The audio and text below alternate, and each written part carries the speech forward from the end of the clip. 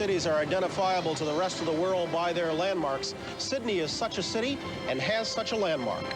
It's the Opera House that so dominates this harbor. It is at once unusual and imposing, massive and unmistakable.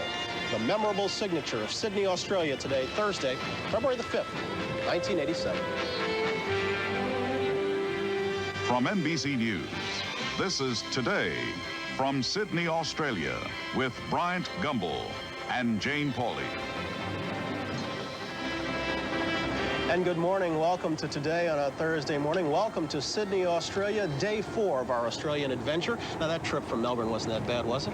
Well, considering that I was expecting it to be 4 hours long. Yeah, we keep trying to outdo ourselves with the location.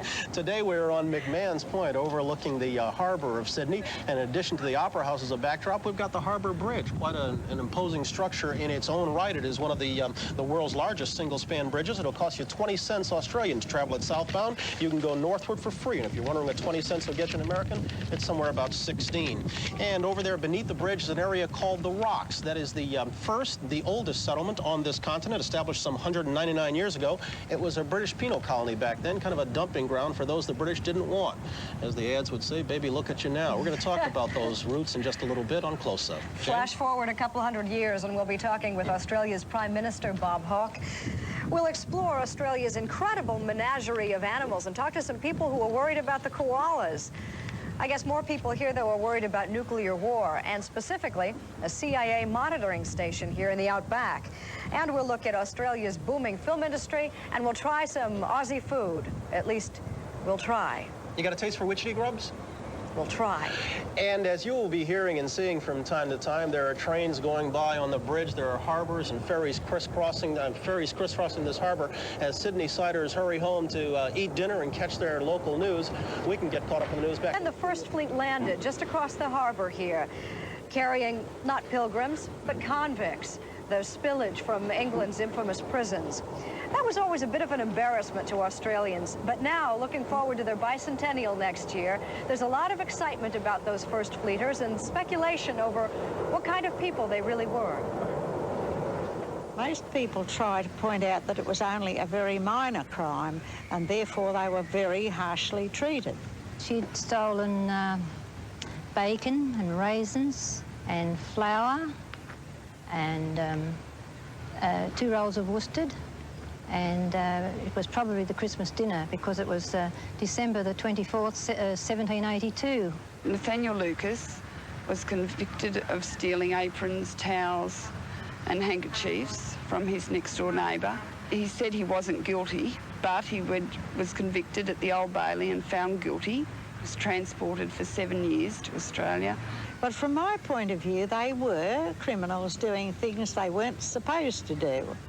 They couldn't steal motor cars, video sets and precious china and silver because in those days they just didn't have that sort of thing. I started looking into our family history and I came across the transcripts of their trials, which I was absolutely thrilled about. James Shears was accused by a drunken gentleman. Although the watch was never found, he was accused of stealing that watch and was sentenced to death penalty, which was later changed to transportation to Australia. A similar story with Mary Smith. She was accused of stealing a pair of boots. She was walking a baby and someone else stole the boots and threw them into the pram and she got caught. They arrived in Australia in 1788. About a month later after arriving, they married each other and lived fairly happy lives. Today it seems a very fine thing to have convict heritage, but my grandmother, who died as recently as 3 years ago, didn't want to know that she'd married into a convict family. Many of them who came were glad to come, and after the first year or two here, they were mostly very much better off here than they ever would have dared to hope in England. Today, I suppose we're celebrating their initiative and courage and ingenuity, and so people are proud of those sorts of qualities. Jonathan King joins us now, author, historian, and 6th-generation Australian. Your great-great-great-grandfather was not a convict, was he? No, he was a captain on the First Fleet, and then later on he stayed on in this colony, or this country now, to become the governor, the 3rd governor of New South Wales. Would you estimate how many Australians, modern day, might claim to be related to a convict? Of the 16 million people in Australia, 1 million at a conservative estimate could say that they're related from a convict, because we had 80 years of convicts coming here, you see, and 1 million, I'd say. You are going to reenact the first voyage, which is why you're wearing the suit of a captain like your great-great-grandfather might have worn. It was a very long trip, wasn't it? It took 8 months and 1 week, and they went from one end of the world to the other. And it was 15,000 miles, and the length of the journey sent some people mad. It was such an ordeal that by the time they got here, they were exhausted. Much greater ordeal than the Mayflower, which was just sailing across the Atlantic in one ship. We had 11 ships, 1,350 people, taking 8 months and a week to get here. It was an exhausting founding voyage. And history was made. And history was made. Jonathan King, well, thank you, and congratulations on 6 generations of Australia, which you represent. Thanks, we're very proud of it. We'll be back in a moment speaking to the Prime Minister of Australia, Bob Hawke. This is Today from Sydney on NBC. It's the largest of the 50 members of the kangaroo family, called macropods, meaning big feet. Some live in the inland deserts. Others are confined to the coastal rainforests. People always ask me, what is the difference between kangaroos and wallabies? There is no difference. Wallabies are just the small members of the family. The most spectacular thing about kangaroos is that they can hop at high speed. This is an energetically efficient form of travel because they literally bounce, balanced by that magnificent tail. Kangaroos have an interesting social life, which includes boxing, which can become quite nasty. Koalas are Australia's favourite animal. This big male is marking its territory by its scent gland. Koalas are not cuddly and easily suffer from stress, although the biggest problem facing the native population of koalas is land clearing. Wombats are koalas' ground-dwelling relatives. This is the rare hairy-nosed wombat. Wombats live in burrows by day and emerge at dusk to feed on grass, which makes them unpopular with farmers. So too are fruit bats, or flying foxes, as they are more commonly known. This colony of about 20,000 bats is clustered in a small gully in a suburb of Sydney for the summer while they breed. Remarkably, nobody knows where they migrate to for the rest of the year, which contributes to the problem of managing these marvellous flying mammals. Strangers think that the sulphur-crested cockatoo has a harsh call, but to Australians, it is the signature tune of the Aussie outback. These feet belong to the emu, Australia's answer to the ostrich. They can't fly, but reach speeds up to 35 miles an hour.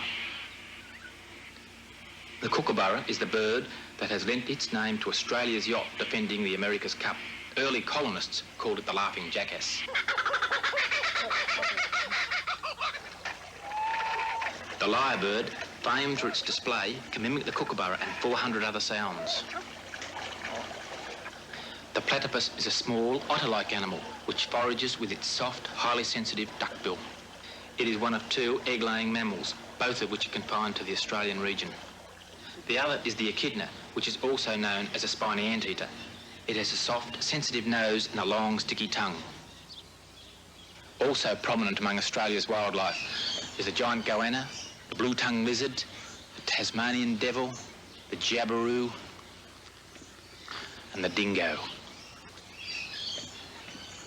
But still, it is the kangaroos, outnumbering the human population, which remain the symbol of Down Under. Dan Lunney, after supplying the voice to that, joins us right now. Is it necessarily true that as Australia grows, its animals must suffer? Not necessarily true, but it has been the history of the continent and will remain that way unless the current plans are put into action for more national parks and better wildlife plans of management. You just noted that the kangaroos outnumber the population here. Why then a continuance of the ban on hunting them? There's not a ban on hunting them. They're shot when they're pests on farms. And that's the only reason they may be shot. But they're not hunted like ducks are hunted. And the koalas, how much in danger are they? They're endangered because trees are disappearing from the countryside, and whilst they suffer from diseases, that disease may be a result of stress from lack of trees. There are still lots of koalas. None of that stress is resulting from the fact they're handled by humans from time to time? Yes, but the real stress is lack of trees, therefore lack of food, therefore they die. These don't look too stressed out. Audrey Hogan joins us right now with a couple of friends. Who are your friends? You want to introduce them? This is Malcolm and his grandmother Elizabeth. How old are they? Elizabeth is 13 years old and Malcolm is 13 months old. They're wonderful. Now, where are they? Are they from the zoo? No, they're from Waratah Park. They've been bred in captivity. How many are there in existence right now, Wallace? There are thousands left, but they don't cover as much of the continent as they used to, and the pockets of them that are there are dwindling. That's the real problem. Dan Lunney and Audrey Hogan, thank you very much. Thanks, too, to Elizabeth and Malcolm. We're getting a little antsy right now. We'll come back in just a moment and talk about the ancestry treaty with Boyd Madsen right after this. Weapons. The landscape here is the stuff of picture postcards. The water is pure, the air unpolluted. New Zealanders want to protect their environment. They don't believe the way to do that is with nuclear arms, theirs or anybody else's.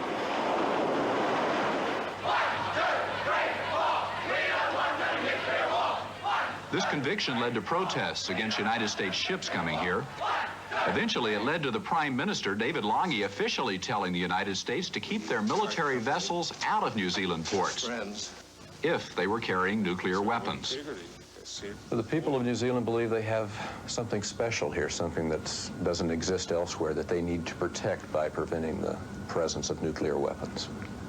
Yeah, their lives, basically. They don't particularly want to evaporate. A tiny nation about the size of Colorado, way down near the end of the world. 2 islands full of sheep, 70 million sheep, and only 3 million people. So what if they don't want American nuclear protection? Could this really matter to the U.S. government? American Ambassador to New Zealand, Paul Cleveland. We lost an ally in a real sense. We lost the closeness of the cooperation that we had had in military, security, and intelligence with New Zealand. In a broader sense, I think that we have lost some credibility in our deterrence worldwide. David Lunney, a full-time prime minister who's a part-time race car driver. He says New Zealand doesn't want to weaken the alliance. He's only trying to steer his country on a safer course in the arms race. New Zealand elected, quite simply, not to unilaterally arm. That's what New Zealand has done. New Zealand has said, we don't want to be under the nuclear umbrella and we're not going to hold its handle. Is what you're doing, is that doing anything to eliminate the threat of nuclear war? New Zealand's policy, while very much a New Zealand conviction, has not caused the arsenal of weapons with nuclear ability to be reduced by 1. And there is the irony of it all. So what good has this done? It has provided a focus for New Zealanders to see themselves as people entitled to a worldview from a New Zealand perspective. It has, I think, matured New Zealand in its relationships with other countries. We are not seen as some inevitable stooge of other powers. That may be too much independence for some. The farmers are the first to see the need for close alliances. They need trading partners to buy a lot of that 70 million sheep worth of wool. Sam Soper, for one, worries about the economic repercussions of saying no to the United States. We appreciate America as being our allies in the past, and we feel that we can't keep out. If America wants to bring nuclear ships to this country, I don't feel we can say, no, you can't. If we move across to your wife, do we move across to a whole different outlook? Yes, you do. I'm very opposed to nuclear anything. Especially as a mother, I grew up in a clean, green, nuclear-free New Zealand, and I want my children to have the opportunity to grow up in the same kind of clean, nuclear-free country that I grew up in. The divided opinion in the Soper family represents mixed feelings across the country. The people are sure they don't want nuclear weapons, But many didn't realize keeping United States ships out of their ports would mean the end of ANZUS, a 35-year-old military treaty linking New Zealand, Australia, and America. New Zealanders seem to be betting they can have their cake and eat it too. Deep down, they believe if war were to come, the United States would be there to help. Prime Minister Lunney, however, insists even then he would only want non-nuclear assistance. The simple fact is that there is only one thing, I suppose, worse than being killed by the nuclear weapon of your enemy, and that is being killed by the nuclear weapon of your friend. The American military may be not going to New Zealand, but the tourists are. As the farmer's wife in that piece told me, suddenly there are a lot of Americans there out of curiosity to find out who is this little country with the great big mouth saying no. Boyd Matson was one of the tourists. Thank you, Boyd. Breakfast is ready after station break.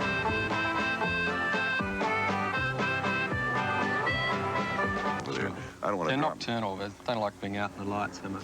But they're so lovely. You have so many fine animals here.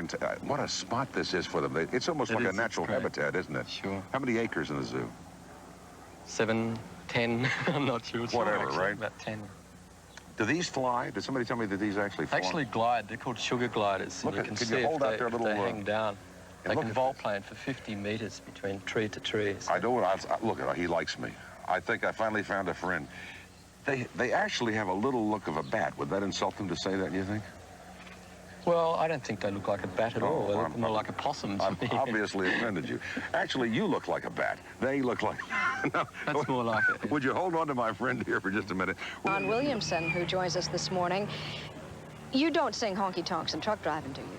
No, well, I sing mainly songs about Australian people and about this country. Yeah. I guess folk singer is what Americans might think of you. You're going to sing a song for us about Blinky Bill. Now, Blinky Bill, everybody here grew up with, but I don't know who Blinky Bill is. Blinky Bill is a very well-known Australian cartoon character of a koala. It's a little Blinky Bill, which is a very famous children's book. Sort of a Winnie the Pooh, but that's right. This song you're going to sing is heartbreaking because Blinky Bill is dying. Well, that's why I wrote it, to stir the hearts of the Australian people to get in there and do something about it and try and turn the tide.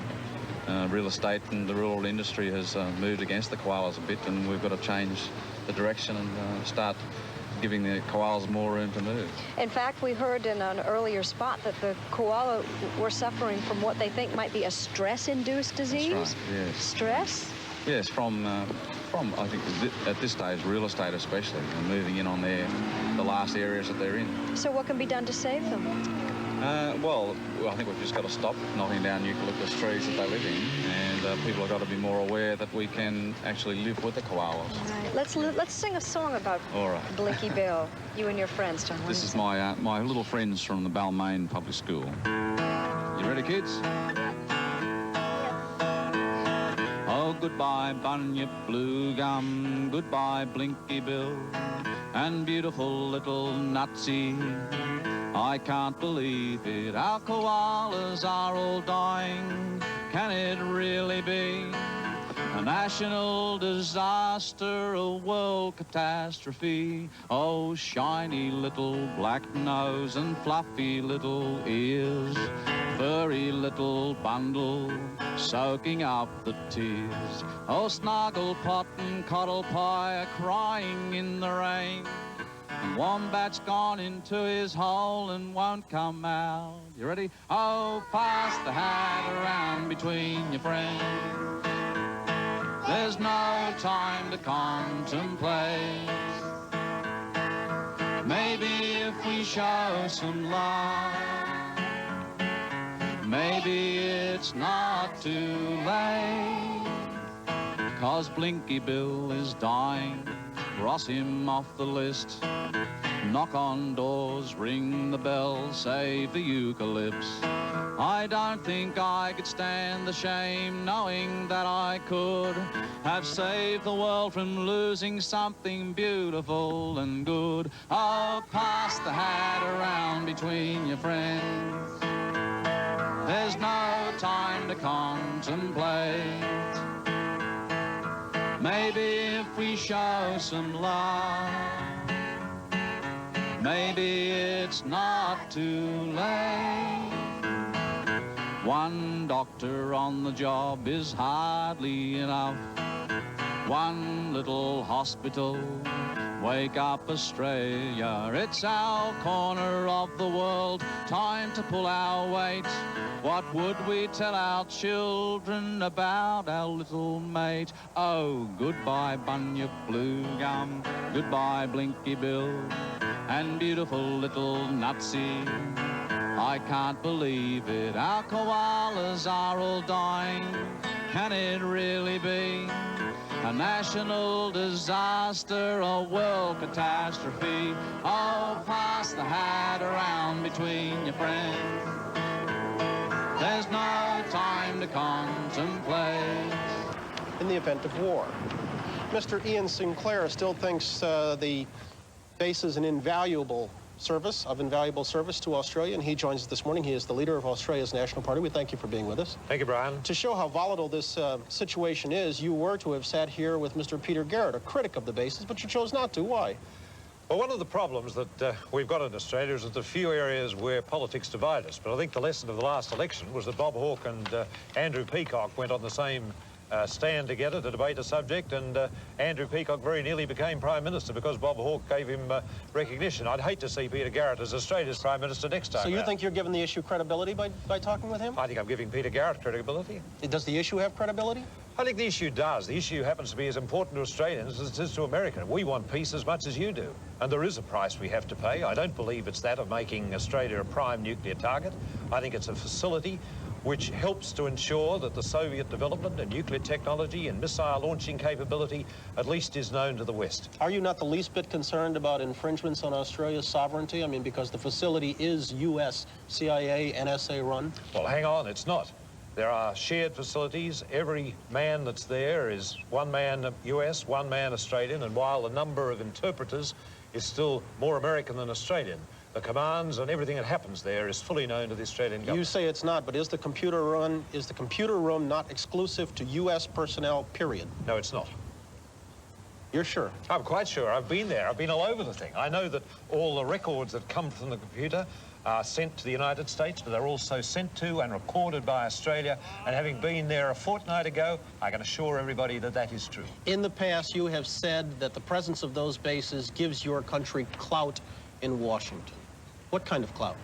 I think it's fairly important that a country like Australia is able to tell the Americans, as we need to often, that we don't agree with you, that there are areas of your foreign policy, there are things that you do that needn't necessarily be in our view in the best interests of the Western world. Then wouldn't the differences you're having right now over trade be a perfect time to use that clout?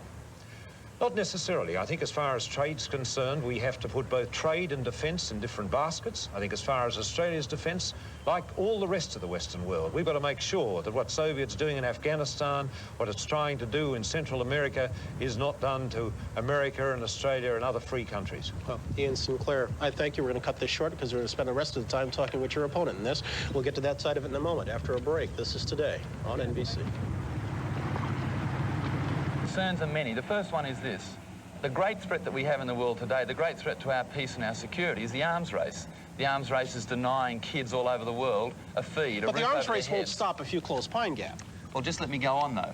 Pine Gap is a part of that arms race. Pine Gap is part of the contribution to the arms race, but more importantly than that, Pine Gap is a spy station. It's a nuclear target. It's part of a huge network that one of the superpowers operates, which actually is involved in the planning for the use of nuclear weapons. Peter, I don't deny any of that. I'm just asking you if it is not a little naive to believe that if you close that facility, Australia would then be absented from any nuclear conflict. Well, I think the fact of the matter is this, Brian. Let's just look at one particular aspect of it.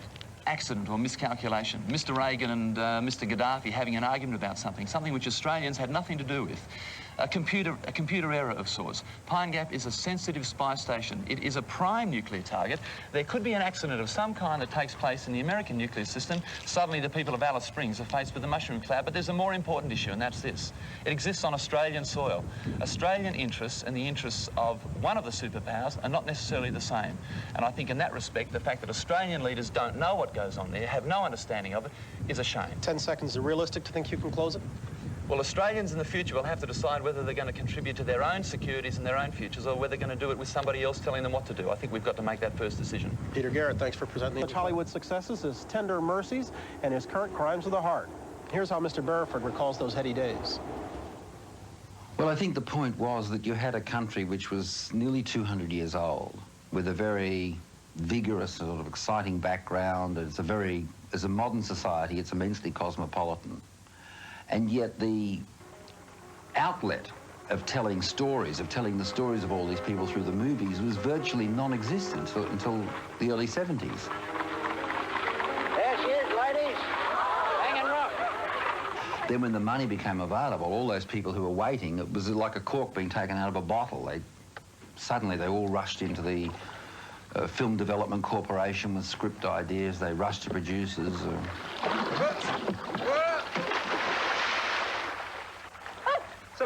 There were historical stories, bushranging stories, stories of settlement, convicts, and then there were all the modern stories.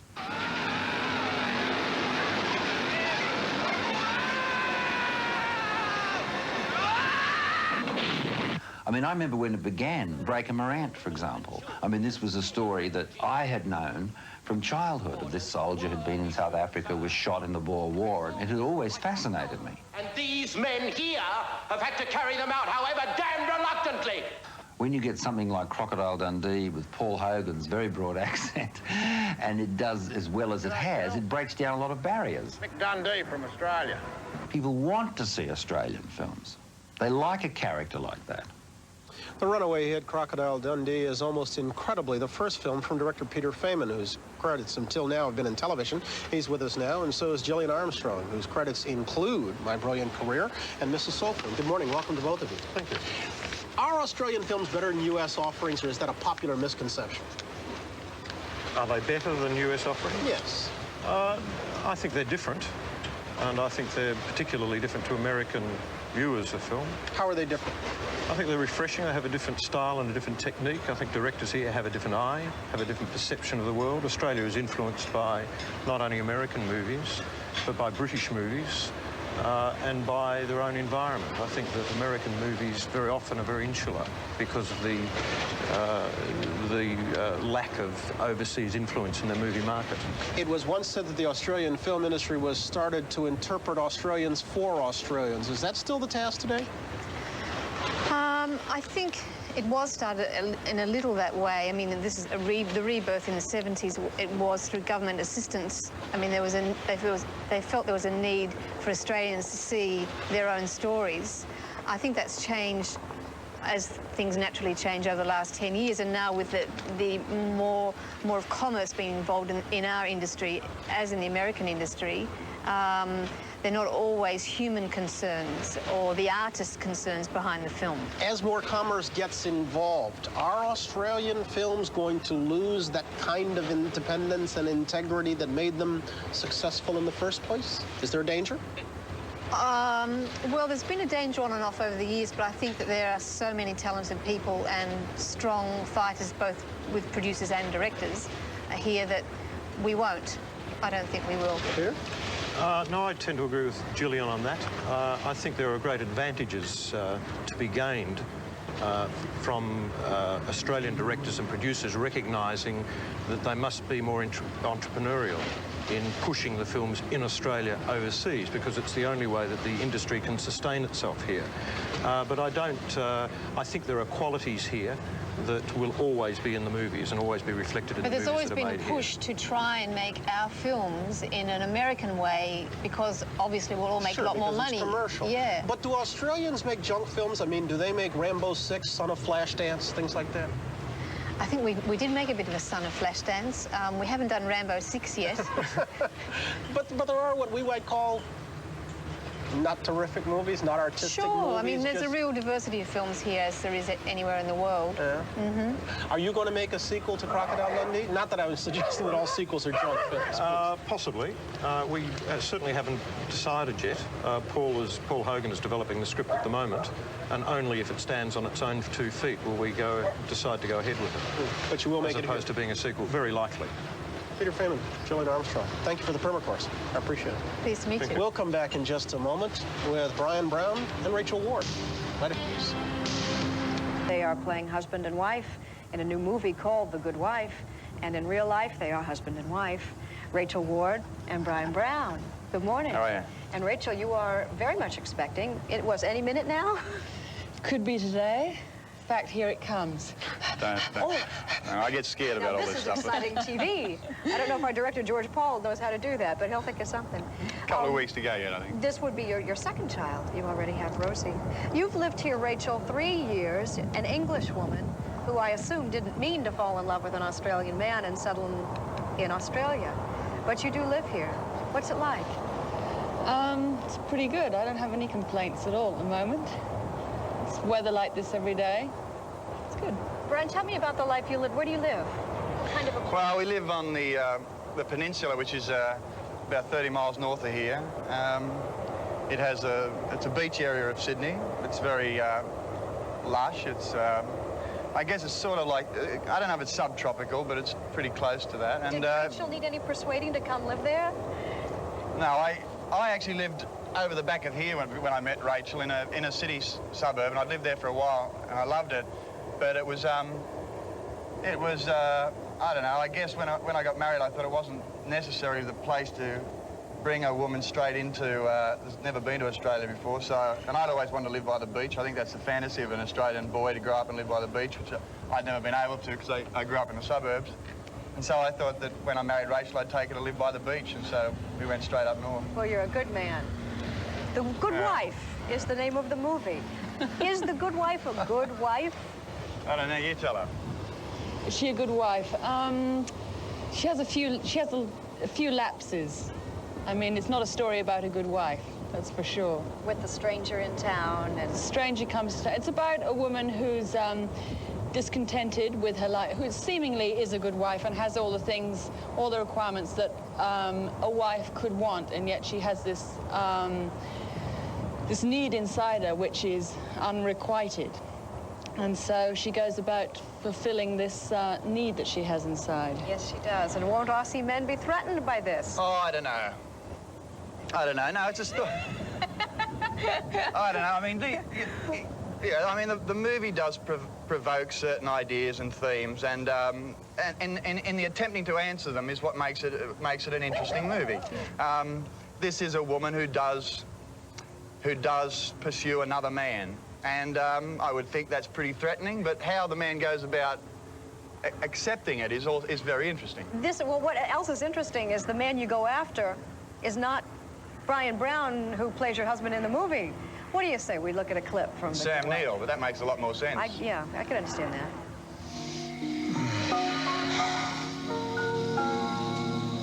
Can't stop thinking of Sal Day's baby. Is that what's giving you the blues? I wish I had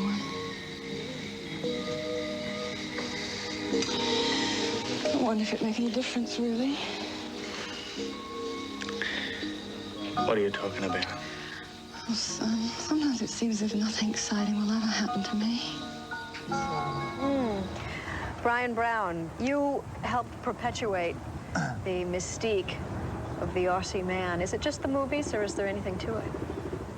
Oh, I don't know anything about it. I think that's probably a load of baloney, really, when it all boils down.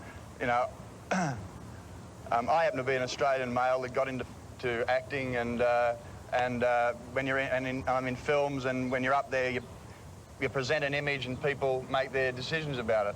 I'm a fairly straightforward, down-to-earth Australian bloke, and who's got a brain in his head, and that's about sums it up. Is that what's so attractive about Aussie men, that they're just so kind of straightforward? And what, then they've got a brain in their head? Well, never mind that, but what else? You're an expert. I guess part of the charm is the straightforwardness. They seem very sane. They're not neurotic, not usually neurotic, and they have a great lifestyle. That sounds There might be bouts of neurosis, I think. If you're in films, there is, I suppose. Well, we're in TV, and we're all healthy as all get out. Rachel Ward, hope it's a beautiful, healthy baby, and very soon. Thank you. And Bryan Brown, thank you. Thank you very much.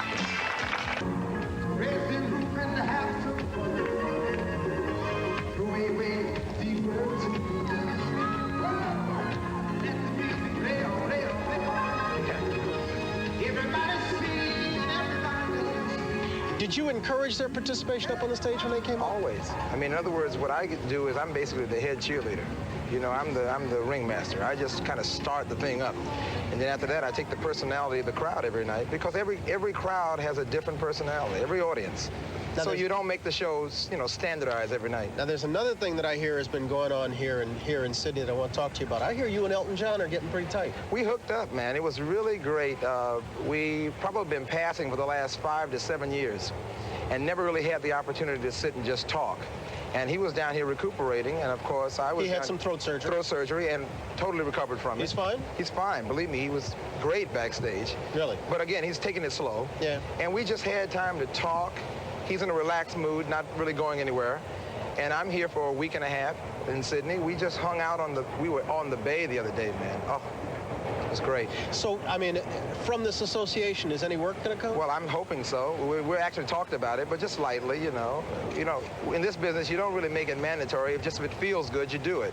Would you welcome that? Are you kidding me? I'm a big fan of my man, of Elton's. You were telling me, in fact, a story the other day of what kind of traveling Elton does down here. Now, I was bragging about the fact that I came down here with only maybe 1.5 suitcases, and Lionel said that he and Brenda came down with just a couple each, right? Yeah. What did Elton have? He travels with he travels with tons of suitcases. I would say about 38 cases. 40 cases. But that's partly wardrobe, partly private, but he's, again, if you know Elton's wardrobe, you know, we've got a lot of stuff to pack now. A little bit of serious business. You and I had a chance to talk when you were finishing up Dancing on the Ceiling, the album. Yeah. And as it first came out, it didn't do what the Record Breaker did, your second album. You disappointed? Not really. No, you never go for that. You only go for creativity. You only go for what feels good at the time. And remember now, let's think about the year that just passed. I mean, We Are the World was certainly the record breaker of all time. So as far as I'm concerned, I don't go after record-breaking things. You go after what feels good for you at the time. And that mood that I felt at that particular time was maybe not like a Can't Slow Down mood, but it's okay. I mean, you have your periods. Adelaide, Brisbane, and then home. LA? Yeah, talk to me. Travel safe. Good pop to the wine industry, where we were told wine consumption here has doubled in the past decade, and all of these have tripled since we got here, but all of these are local entries. Look at the names. Just look at a few of them. Island Coolers, Virgin Hills. You know what I am also told about Australian Look at wines? that, Lakes Folly. I like that name. There is more consistency attendant to the wines of Australia because their temperatures here are more consistent. So you don't need to pay so much attention to a vintage Well, you year, needn't feel like a fool when you go in a restaurant and try to look at it and pretend you know what you're talking about. I feel like 1987 was probably Did you see these? Year. Rommel, give me a tight shot here, will you? Look at this. This is some 20-year-old port. The vintner is Peter Lehman, and he made limited cases of these. Old Tawny Port, Bryant Gumbel, and Jane Pauley Down Under Port. 20 years. Was that a good year? Subtract 20 years. Yeah. Was that a good year? When you were getting out of college. Right. Tomorrow morning on Today, as we complete went right by her. As we complete our stay in Australia, Rupert Murdoch will be with us, and as will Mel Gibson. We hope you'll be here too. And for this Thursday, thanks for being here. Enjoy your day.